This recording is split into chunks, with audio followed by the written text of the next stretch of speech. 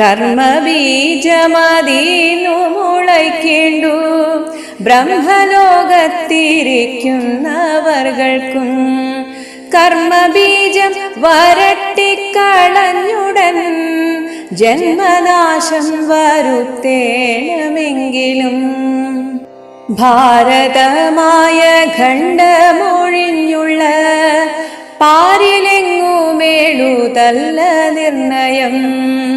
അത്ര മുഖ്യമായുള്ളൊരു ഭാരതം ഇപ്രദേശമെന്നെല്ലാരും ഓർക്കണം.